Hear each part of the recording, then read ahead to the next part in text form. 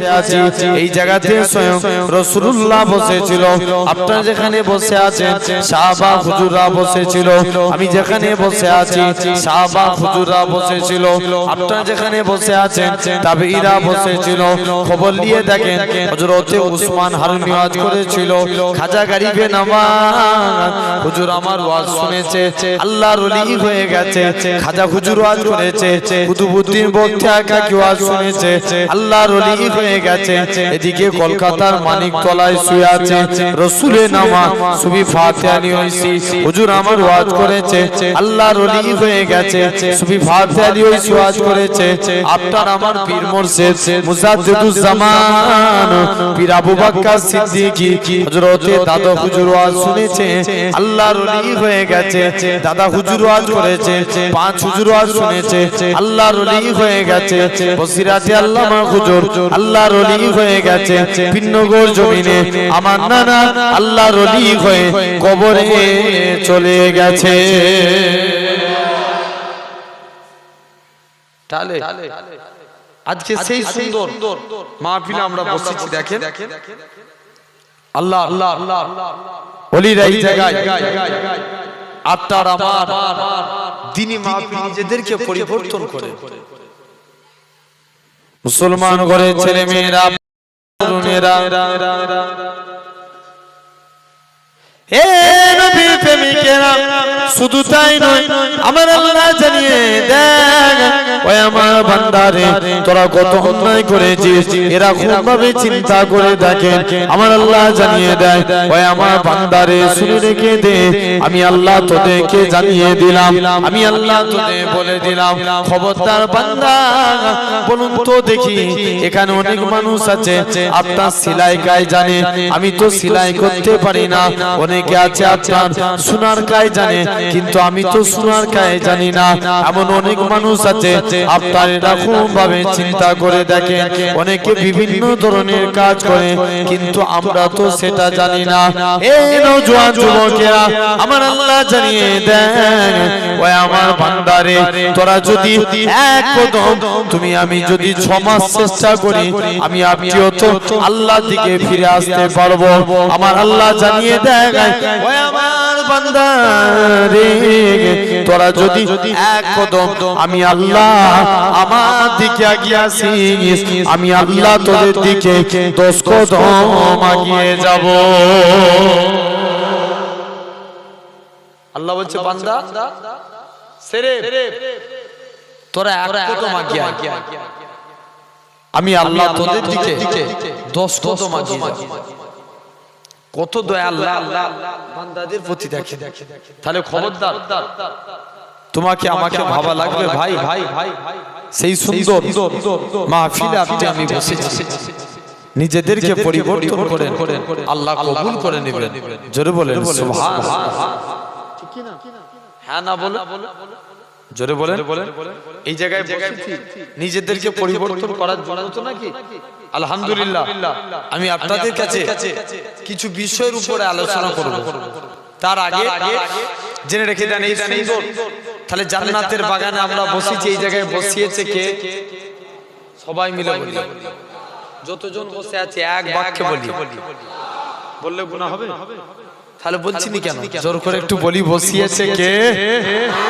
আল্লাহ বিশ্বাস করেন ভাই শরীর খুব খারাপ তার উপরে গত বছর এই জায়গায় এসেছিলাম খুব ভালো লেগেছিল আপনাদের ব্যবহার আপনাদের আদর্শ আপনাদের আখলাক এই গোবরা গ্রামে তাই আবার ভাই বলেছে আমি বলেছি ভাই আমার অলরেডি একটা জলসা ছিল একজন ফোন করেছিল আমাকে তারপরেও ইনশাআল্লাহ আপনাদের কাছে আমি এসেছি জেনে রেখে দেন আমরা সুন্দরভাবে আলোচনা শ্রবণ করব আমার ওয়াজ শুনে কে খুশি হবেন কে আবার আমায় দাওয়াত করবেন আমি এই নিয়ত করে বলছি ভাই যদি আল্লাহ খুশি হয় তবেই আমাদের জলসা ঠিক না জোর করে সবাই মিলে এই চুপ করে থাকলে হয় জোরে বলো ঠিক কি না ভুল তাহলে কাজী আপনাকে আমাকে খুব মনোযোগ দিয়ে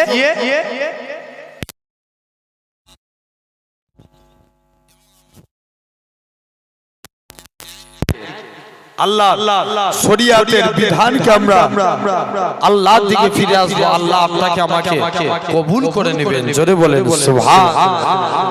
আরেকটু জোর করে একটু তাকবীর দেখি তো। নারে তাকবীর। একজন দাও, সবাই মিলে বলো। একজন তাকবীর দাও।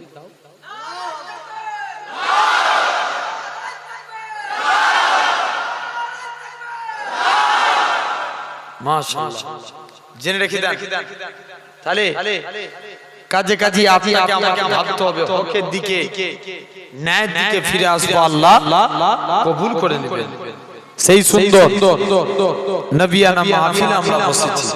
খবরদার তওবা করে আল্লাহর কাছে তওবা করে ফিরে আসে। দেখতে পাওয়া যাবে সবাই তোমায় তাড়িয়ে দিবে, আল্লাহ কখনোই তাড়াবে না।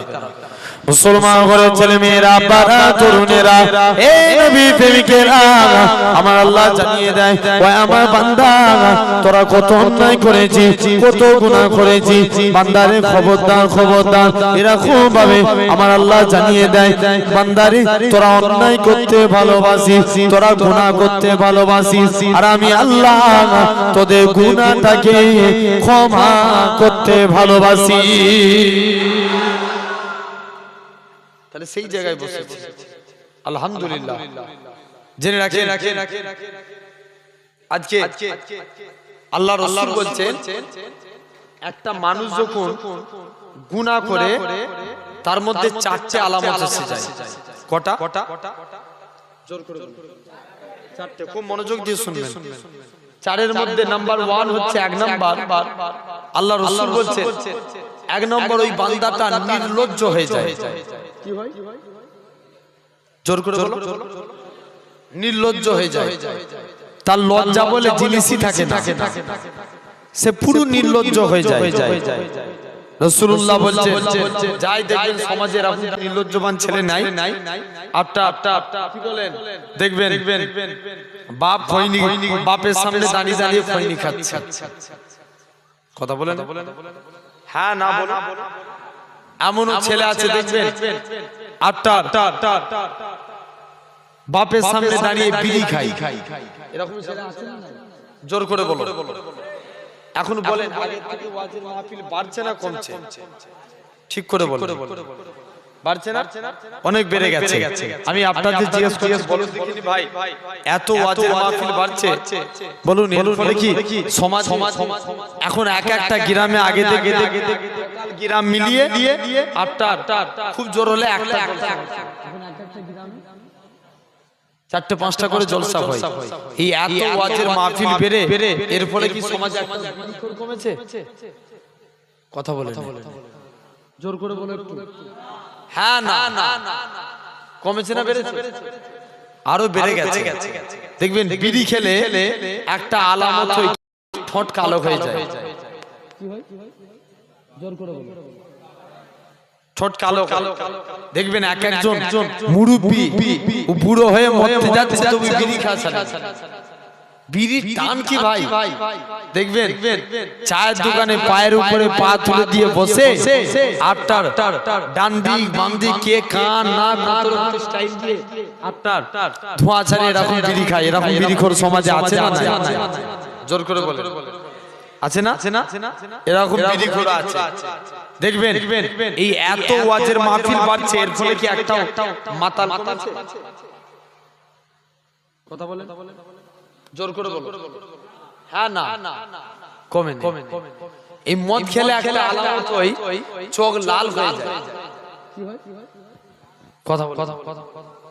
কি হয়? লাল হয়। আবার দেখবেন এমন লোক আছে আটটার লটারি খোর, এই সমাজে আছে কি জানি না।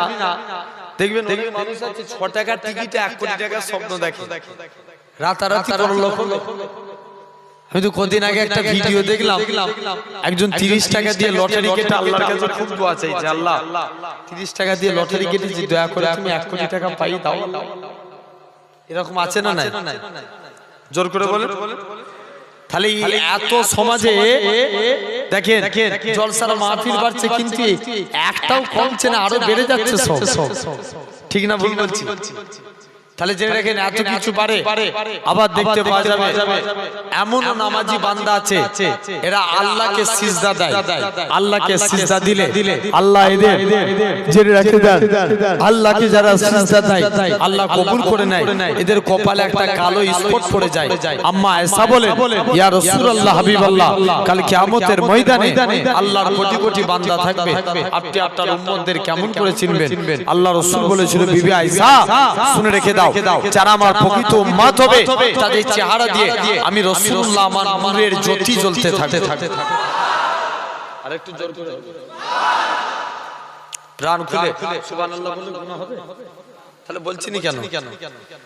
বিশ্বাস করেন ভাই, আপনাদের ভালোবেসে অনেক কষ্ট করে আলোচনা করছি। আমার এত শরীর অসুস্থ, মানে মাথায় অসহ্য যন্ত্রণা হচ্ছে 3 দিন এমন তথাপিও আর তো একটু জোরে জোরে বলেন, আর একটু জোরে হবে না? আল্লাহ কবুল করে নেন। যে রাখেন গুনাহ হবে সুবহানাল্লাহ বললে কথা বলে হেই গুনাহ হবে, তাহলে আমরা বলছি না কেন? সবাই মিলে জোরে জোরে বলবো আল্লাহ রাজি হয়ে যাবে, ঠিক কি না? কে রাজি? আল্লাহ রাজি হবে। তাহলে কাজে কাজে তোমাকে আমাকে বলতে হবে জোরে জোরে আল্লাহ রাজি হয়ে যাবে। জেনে রেখে দেন সোনার ভাইরা, আব্বারা, তরুণেরা, আলহামদুলিল্লাহ। তো এরকম ভাবে দেখেন আম্মা আয়েশা বলে কোন নবীর কথা বলি জেনে রাখেন। তাহলে আমরা নামাজ ইখলাসের সঙ্গে আদায় করব, বলি ইনশাআল্লাহ। কেমন ভাবে জেনে রেখে দেন, খাঁটি ভাবে ইখলাসের সঙ্গে যদি নামাজ পড়তে পারি আল্লাহ তোমাকে আমাকে কবুল করে নেবে। ঠিক বলছি না ভুল বলছি? তাহলে পড়ার দরকার আছে না নাই? হাবিব বলে আল্লাহর একজন মস্ত বড় আল্লাহর ওলি মাহবুব বান্দা ছিলেন। হুজুর স্ত্রী বলে হাগল স্বামী তুমি কোন মালিকের কাজ করো, এই মালিক চেঞ্জ করো, অন্য মালিক ধরো। হাবিব বলে স্ত্রী সবর কর, আমার মালিক যেদিন দিবে না ছপ্পর ফাড়কে দিবে। জোরে বলবেন আরেকটু জোর করে হবে না? রোজই তো বলছো তোমার মালিক দিলে দিবে, দিবেটা কবে? এই টাকা নিয়ে ঘর ঢুকলে ঘড়ি ঢুকছে। হুজুর কাজ করতেন কি? জঙ্গলে বসে বসে সারা দিন আল্লাহকে সিজদা দিতেন। আল্লাহকে সিজদা দিয়ে আল্লাহর কাছে দুটো হাত পেতেছে, আল্লাহ কোনদিন তোমার কাছে কিছু চাইনি, স্ত্রীর মনে আশা কিছু রুজির জিম্মাদার হয়ে যাও। হুজুর হাত পাতলেন, হুজুরের হাতে কোনো টাকা গেল না, মনটা বড় খারাপ। আল্লাহ স্ত্রীর কাছে কোন মুখ দিয়ে দাঁড়াবে? মুসলমান ঘরের ছেলে মেয়েরা, আব্বারা, তরুণেরা, হে নবীর প্রেমিকেরা, আল্লাহ পাকের ওলি হযরতে হাবিব আজমি হুজুর আমার বাড়ির মধ্যে চলে গেলেন। হুজুরের লক্ষ্য পড়ে গেল হুজুরের বাড়িতে মেহমানদারি হয়। হাবিব আজমি চিন্তার মধ্যে পড়ে যায়, আল্লাহ পাক আমি ভুল করে কি অন্য মানুষের বাড়িতে চলে এসেছি, কার বাড়িতে এসেছি? আর একটু আগিয়ে গেলেন, যে দেখে নাকি হুজুরের স্ত্রী রাতে গুছা গুছা দেখা। হুজুরের স্ত্রী বলে ও আমার স্বামী, তুমি যে মালিকের কাজ করো তোমার মালিকটা কি বড় নয়? তোমার মালিকটা বড় দয়ালু। 2টা লোক পাঠিয়েছিল, চাল ডাল আটা দিয়ে বলে গেছে হাবিব আজমিকে বলে দিবে সে যেন তার মালিকের আরো বেশি বেশি করে কাজ করে। তার মালিকটা কি বড় নয়? 2 হাত ভরে দিয়ে আল্লাহ পাকের ওলি হযরতে হাবিব আজমি বলেছিলেন ও আমার স্ত্রী শুনে রেখে দাও, আমি যে মালিকের কাজ করি আমার মালিকটা দুনিয়ার কোনো মালিক নয়, আমার প্রভুটা দুনিয়ার কোনো প্রভু নয়, আমার মালিক হলো তামাম মালিকের মালিক রাজাধিরাজ আমার আল্লাহ পাক। আমি আমার আল্লাহর হুকুম মানি, আল্লাহ রুজি পাঠায়। তাহলে কাজে কাজে নামাজ পড়বো, আল্লাহ রিজিকের মালিক আল্লাহ, রুজি জিম্মাদার হয়ে যাবে। জোরে বলবেন ঠিক কি না ভুল? আজ এই সমাজে দেখেন জলসা মাহফিল পারে, কিন্তু দেখেন নামাজি কমে যায়। ভুল বলছি না ঠিক বলছি? তাহলে আমাদেরকে পরিবর্তন হতে হবে, বলি ইনশাআল্লাহ। জোর করে আল্লাহ আমাদের কবুল করে নেন। সোনার ভাইরা, সেই জান্নাতের বাগানে বসেছি। আমি কয়েকটা পয়েন্টের উপরে আপনাদের কাছে আলোচনা করব। তার আগে যেটা বলছিলাম যে একটা মানুষ কন্টিনিউ গুনাহ করলে প্রথম নাম্বার কি হয়? কি হয়ে যায়? ইয়েস, নির্লজ্জ হয়ে যায়। জেনে রাখবেন যুবকগুলো, যার মধ্যে এই গুণ পাবেন জানবেন সে গুনাহ করে। আমি বাংলাদেশে একটা নিউজ দেখছিলাম, একটা ছেলে 100টা ধর্ষণ করেছে। কটা? 100টা ধর্ষণ করার পর লাস্টে গেলে মানুষকে মিষ্টি বিলি করে খা। এরকম সমাজে ছেলে আছে দেখবেন মিষ্টি বিলি করে খাওয়ায়, জেনে রেখে দেন। তাহলে কাজে কাজে আটটার আমার এই নির্লজ্জ, কত বড় নির্লজ্জ হলে এই কাজ করে। এমন দেখবেন এই জলসার মাহফিল দেয় অনেক রাস্তাঘাটে মেয়েরা, যে মেয়েদের ঘোরা যাবে, মেয়েদের পর্দা করা কি জোর করে যায় না ফরজ? কথা বলেন কোনটা ফরজ? মহিলাদের পর্দা করা ফরজ আইন। দেখবেন বর্তমান যুগে আবার আমাদের মেয়েরা এখন বরখা, আগের থেকে বরখা বেশি না কম পড়ে? কথা বলেন বেশি পড়ে না? অনেক বেশি পড়ে। এই বর্তমানে যে বরখা পড়ে আমি মনে করি এটা সম্পূর্ণ না যায়। যদি বলেন কারণ কি, দেখবেন বরখা পড়ার মূল উদ্দেশ্য হচ্ছে যাতে ওর প্রতি কোনো যুবকের আকর্ষণ না হয়। কিন্তু বর্তমানে এমন এমন স্টাইলিশ বরখা পড়ে যুবকদের আকর্ষণ আরো বেড়ে যায়। ভুল বলছি না? তো জেনে রাখেন, রাস্তাঘাটে এমন ভাবে মেয়েরা বেপরদাহীন ভাবে ঘোরাফেরা করে, কাজে কাজে তাদের এই বেপরদাহীনতাটাকে পরিবর্তন করতে হবে, আল্লাহর দিকে ফিরে আসে। আমার মনে পড়ে যায় এই নির্লজ্জতার কারণে দেখবেন অনেক মহিলা জাহান্নামী হবে। আল্লাহ কিছু কিছু জিনিস দেখিয়ে থাকে। ফুরফুরা শরীফে দাদা হুজুর কেবলার মাজারে জায়গা শর্ট না বেশি?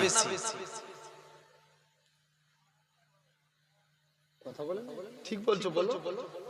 শর্ট জায়গা শর্ট না, আর মাজার দিয়ে যাবে, কারো কবর দিয়ে যাবে না। এখন 25 বছর আগে হুজুর কেবলা ইন্তেকাল হয়েছিলেন, আপনার 25 বছর পর তেনার বড় ছেলে বাকি বিল্লাহ হুজুর ইন্তেকাল করলেন। তো ইন্তেকালের সময় আল্লাহ কিছু কিছু জিনিস দেখিয়ে থাকে। ইন্তেকালের সময় খুব মনোযোগ দিয়ে শুনবেন ভাই, ওয়াজ শোনার জিনিস না বুঝার জিনিস? কথা বলেন সবাই মিলে বলেন, বুঝার জিনিস। বুঝলে আবু বাক্কার, না বুঝলে আবু জেহেল। আমরা আবু বাক্কারের দলে কারা কারা হাত তুলে রাখবো? তাকবীর মারো।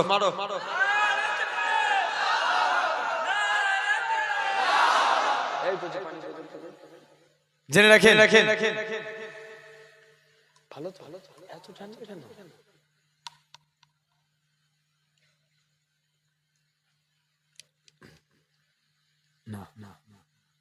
জেনে রাখে আমরা তাহলে সেই সুন্দর মাহফিলে মেল বুঝতে হবে। আপনারা এখানে বসেছেন, বিশ্বাস করেন ভাই, আপনারা অনেকক্ষণ এতক্ষণ ধরে প্রায় কিছু কম বেশি আমি 40 মিনিট 45 মিনিট আলোচনা করে ফেললাম। তো জেনে রাখেন এই এতক্ষণ আপনারা বসেছেন, যদি আমাদের বসা আরো হয়তো বসতে হবে আপনাদের কাছে। এই তো সবে শুরু করলাম, দুই একটা কথা বলবো, অসুবিধা হবে? যদি বলতে 12টাই শেষ হওয়ার কথা, 2-3 মিনিট যদি একটু পিছিয়ে যায় আপনাদের কি অসুবিধা আছে? জোরে বলো। হবে তো নাকি? একটু কোটা না অতক্ষণ যেতে পারবো না, কারণ ভাইদেরকে পড়িয়ে দিয়েছিলাম। একদম না ভাই,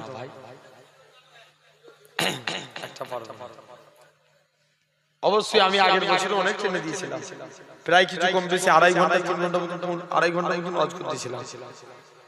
জেনে রেখে দেন, কিন্তু সম্ভব নয়, বিশ্বাস করে। আমি তো ভেবেছিলাম আসতেই পারবো না, তাও অনেক কষ্ট করে আপনাদের কাছে এসেছি।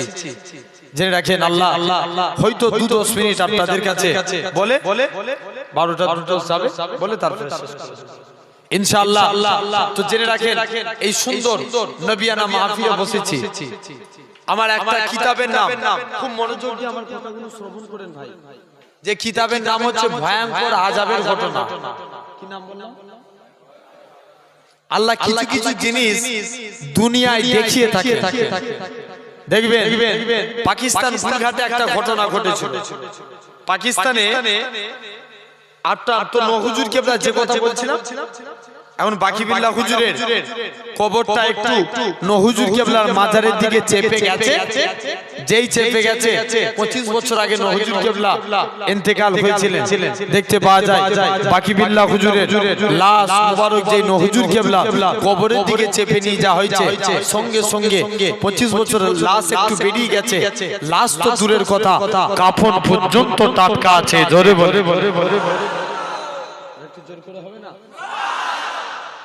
সেই নাজমুস সাদাত নহজুর পীর কেবলা আল্লাহ এরকম কিছু জিনিস দেখি থাকে। আবারও দেখবেন এমন লোক আছে কবরে মাটি দিতে গেছে, বুক পকেটে কিছু ডকুমেন্টস রেখেছিল, সব ডকুমেন্টস কবরে পড়ে গেছে। যে ইমাম সাহেব কইছে, ইমাম সাহেব কি করা যায়? বলছে চলো কবর খুলে দেখতে হবে। কবর খুলে যে দেখে জিভটা আপনার কোমর থেকে জিভটা পুরো শিক দিয়ে টানা আছে। আল্লাহ এরকম কিছু জিনিস দেখান যে বান্দা তারপরেও তোরা হেদায়েতের পথে ফিরায়, কিন্তু আমরা সেটা করি না। তো পাকিস্তান গুলঘাটে এক মহিলা পথিক রাস্তা দিয়ে হেঁটে হেঁটে যাচ্ছে, আর তার এক কবরস্থানের ভিতর থেকে আওয়াজ আছে, কে আসো আমাকে বাঁচাও। পাকিস্তানের ওই পথিকখানা ইমাম সাহেবের কাছে চলে গেছে। ইমাম সাহেব 4-5 জন 10 জন মতন সাহসী মানুষ দিওকে নিয়ে কবরস্থানের মধ্যে চলে এসেছে। কবরস্থানের মধ্যে এসে ইমাম সাহেব বলছে যাই আজকের দিনে কবরস্থানের মধ্যে চলে গেল। ইমাম সাহেব কবরস্থানের মধ্যে এসে বলছে যে দেখি আওয়াজ শুনতে পাই, কে আছো আমাকে বাঁচাও। মুসলমান ঘরের ছেলে মেয়েরা, বাবা তরুণেরা, এই নবীর প্রেমিকেরা, পাকিস্তান কলকাতার মানুষেরা ওই ইমাম সাহেবকে নিয়ে আস্তে আস্তে করে কবরস্থানের মধ্যে চলে এলেন। কবরস্থানে এসে দেখে নাকি কবরের মাটিখানা সরিয়ে দিলেন। এসে দেখে নাকি একখানা মহিলা উলঙ্গ অবস্থায় পড়ে আছে। পাকিস্তান কলকাতার মানুষেরা বলে, এ মা মহিলা, মহিলাটাকে একখানা কাপড় দিলেন। ওই কাপড়খানা নিয়ে পাকিস্তান কলকাতার মানুষেরা মহিলাটাকে সাথে করে নিয়ে আস্তে আস্তে করে চলে গেলেন। ও যুবকেরা, ও নবীর প্রেমিকেরা, পাকিস্তান কলকাতার মানুষেরা ওই মহিলাটা কি করলেন, তাড়াতাড়ি করে একটা বাড়ির মধ্যে চলে গেলেন। বাড়ির মধ্যে গিয়ে মহিলাখানা কি করলেন, দরওয়াজাখানা বন্ধ করে দিলেন। পাড়ার লোকেরা যে বলে, মা মহিলা কি হয়েছে বলো তোমার, তুমি একবার দরওয়াজা খুলো মা। মহিলাখানা বলে, না না না না, এটা মানা যাবে না, এটা মানা যাবে না। এ পাকিস্তান কলকাতার মানুষেরা, তোমরা যদি আমার চেহারা দেখো কেউ তোমরা বাঁচতে পারবে না। পাকিস্তান কলকাতার মানুষেরা বলে, কি হয়েছে বলো? বলে তোমরা ভয়ে হাত ফেল করে যাবে। ও যুবকেরা, ও মুরব্বী বাপেরা, পাকিস্তান কলকাতার মানুষেরা ওই মহিলাটাকে ডাক দেয়, মা মহিলা একবার দরওয়াজা খুলো মা। মহিলা অনেক রিকোয়েস্টের পর একবার দরজা খুলে দিলেন। মহিলাখানা তার মাথাখানা খুলে দেখায়, মাথায় চুল বলে কোনো জিনিস নাই, কেবল মাত্র মাথার মগজগুলো দেখা যায়। মহিলাখানা বলতে লাগে, এ পাকিস্তান কলকাতার মানুষেরা শুনে রেখে দাও, আজকের দিনেতে তুমি কেন এরকম ভাবে মাথার মগজগুলো দেখা যায়। পাকিস্তান কলকাতার মানুষেরা দেরকে ওই মহিলাখানা বলতে লাগে, এ পাকিস্তানের মানুষেরা, আল্লাহ মহিলাদেরকে পর্দা করা জাহির করেছিল। আমি বেপরদাহীন ভাবে মাথার চুল খুলে খুলে ঘুরতাম, যাতে যুবক ছেলেরা আমার প্রতি ফিদা হয়ে যায়, দিওয়ানা হয়ে যায়। এই জন্য আল্লাহ পাক প্রথম প্রকার শাস্তি আমার মাথার মাধ্যমে দিয়েছে। তবে দ্বিতীয় প্রকার শাস্তি কি, এ পাকিস্তানের মানুষেরা শুনে রেখে দাও, দ্বিতীয় প্রকার শাস্তি হলো, আজকের দিনে জানিয়ে দিলাম, দ্বিতীয় প্রকার শাস্তি হলো এই যে ঠোঁটখানা খুলে দেখায়। ঠোঁট বলে কোনো জিনিস নাই, কেবল মাত্র মাড়িগুলো দেখা যায়। বলে এটা কি জন্য হয়েছে? বলে শুনে রেখে দাও, আল্লাহ পাক মহিলাদের জন্য পর্দা করা ফরজাইন করেছে। আমি ঠোঁটে লিপস্টিক লাগিয়ে ঘুরতাম, যাতে করে এলাকার মানুষেরা আমার প্রতি দিওয়ানা হয়ে যায়, আমার প্রতি ফিদা হয়ে যায়। ও যুবকেরা, এমন সময়তে পাকিস্তান গুলগাতে মানুষেরা বলে চলে যাও চলে যাও, আল্লাহ এরা খুব ভাবে তৃতীয় প্রকার শাস্তি বলে আমার তৃতীয় প্রকার শাস্তি নিজের চেহারা খানা খুলে দেখায়, চেহারা বলে কোনো জিনিস নাই, কেবল মাত্র হাড় হাড্ডি গুলো দেখা যায়। এমন সময়তে পাকিস্তানের মানুষেরা বলে কেন মা তোমার এটা হয়েছে বলো। ও যুবকেরা পাকিস্তান গুলগাতে মানুষেরা বলে ওগো আল্লাহ পাকে বান্দি কি জন্য বলো, বলে আল্লাহ মহিলাদের জন্য পর্দা করা ফরজ আইন করেছিল, আমি বেপরদাহীনভাবে রাস্তায় ঘোরাফেরা করতাম বলে আল্লাহ পাক তৃতীয় প্রকার শাস্তি দিয়েছে। এই বলে মহিলা খানা ইন্তেকাল হয়ে গেলে পাকিস্তান গুলগাতে মানুষেরা আবার মহিলাটাকে দাফনস্থ করে দিলেন। এই যুবকেরা পাড়া তরুণীরা তাই বলে দিয়ে যায় মা বাপের খিদমত করেন আল্লাহ রাজি হয়ে যাবে, মা বাপের সেবা যত্ন করেন আল্লাহ খুশি হয়ে যাবে, স্বামীর সেবা করেন আল্লাহর হুকুম মানে দেখতে পাওয়া যাবে ওই সমস্ত মহিলাগুলোকে আমার আল্লাহ জান্নাতি করে দিবে।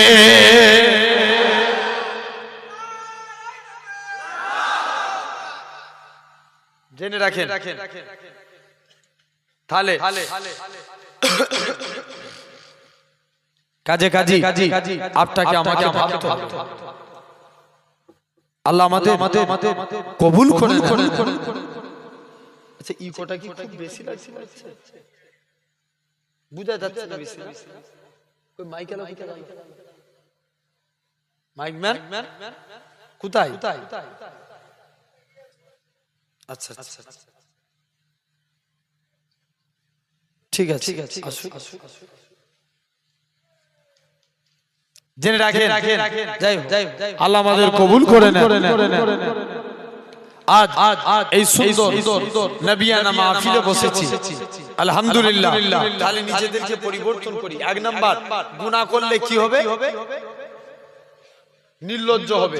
দু নাম্বার শুনছেন, দু নাম্বার একটা মানুষ যখন কন্টিনিউ গুনাহ করতে থাকে তার চেহারা উজ্জ্বলতা কমে যায়, চেহারা উজ্জ্বলতা কমে যায়। তিন নাম্বার জেনে রেখে দেন ওই বান্দা খানা বলছি তুমি দিদি দেখেছো? দিদি একটু ইকোটা কমা, একটু হালকা গলা টানছে ভাই, গলা টানছে। হ্যাঁ আচ্ছা বেশি একটু টনটাকে একটু দাও। আল্লাহ আমাদের কবুল করে নেন। এবার ঠিক আছে জেনে রাখে তথাপি ওই সুন্দর নবিয়ানা মাহফিল আমরা বসেছি। আল্লাহ আমাদের সকলকে হিদায়াত দান করে দেন, বলেন আল্লাহুম্মা আমিন। তাহলে দু নম্বর কি বললাম? চেহারা উজ্জ্বলতা কমে যায়। তিন নাম্বার একটা মানুষ যখন কন্টিনিউ গুনাহ করে, তৃতীয় নাম্বার ওই বান্দাটা আপনার কি হয়? ওই বান্দাটা তৃতীয় নাম্বার কাজ হলো জেনে রাখবে ওই বান্দার বরকত কমে যায়। কি কমে? জোরে বলো। বরকত কমে যায়। চতুর্থ নাম্বার বান্দা যখন কন্টিনিউ গুনাহ করতে থাকে ওই বান্দাটার মধ্যে অন্তর কালো হয়ে যায়। কি হয়? জোর করে বলো। কি কালো হয়? অন্তর। এই কালো অন্তরকে পাক করা দরকার আছে না নাই? জোর করে বলো আছে না? কালো অন্তরকে আমরা পাক করতে চাই, এমনি এমনি কি হবে? কথা বলেন। এমনি এমনি কি কালো অন্তর পাক হবে? কোনোদিন হবে না। তাহলে কালো অন্তরকে পাক করতে গেলে কিছু কাজ করা লাগবে। আল্লাহ কবুল করে নেবেন। জোরে বলেন সুবহানাল্লাহ। একটু জোর করে হবে না? কালো অন্তরকে পাক করতে গেলে জেনে রাখে আমাদের ভারতের রাজধানী জোর করে বলো দিল্লি। দিল্লি যদি আমেরিকা দখল করে আমার দেশের কোনো দাম থাকবে? রাজধানী দখল মানে পুরো দেশটাই দখল। তো অনুরূপ আপনার আমার রাজধানী অন্তর যদি শয়তান দখল করে এই বডির কোনো দাম থাকবে ভাই? কিচ্ছু দাম নাই। তাহলে এই আপনার এই অন্তর থেকে শয়তানকে বিতাড়িত করতে হবে, শয়তানকে দূরীভূত করতে হবে। এই কলবকে পরিবর্তন করতে পারলে আল্লাহ কবুল করে নেবেন। জোরে বলে। আমি পুরো ডিটেইলসে যাব না, একদম খুব শর্ট করে আপনাদের কাছে আলোচনা করলাম। তাহলে একটা মানুষ কন্টিনিউ গুনাহ করলে তার মধ্যে চারটে আলামত এসে যায়। তাহলে আমরা বেশি বেশি করে তওবা ইস্তিগফার করব, আল্লাহ maaf করে দিবেন। জোরে বলে। রাসূলুল্লাহর একজন সাহাবী ছিলেন, যিনার নাম ছিল কাব বিন মালিক। কি নাম বললাম? কাব বিন মালিক। যে কাব বিন মালিক একদিন রাসূলুল্লাহ দরবারে গেছে। নবীর দরবারে যে দেখবেন কোন মানুষ গুনাহ করলে, শুনছেন ভাই, এই শুনছো, গুনাহ করলে নিজেকে ছোট মনে হয় না?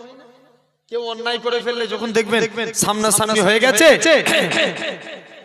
নিজেকে অনেক ছোট মনে হয়। কাব বিন মালিক রাসূলুল্লাহ দরবারে চলে গেছে। নবীর দরবারে গিয়ে কাব বিন মালিক কি করেছে? চুপ করে বসে আছে। বলছে আল্লাহ নবীকে যে বলছে, হুজুর আমি একটা অন্যায় করে ফেলেছি। আল্লাহ নবী বলছে, বাবা তুমি কি অন্যায় করেছো বলো? বলছে হুজুর না আমি বলতে পারবো না। ইসলামে একটা অভিযান হয়েছিল, যে অভিযানের নাম তাবুক অভিযান। কি অভিযান?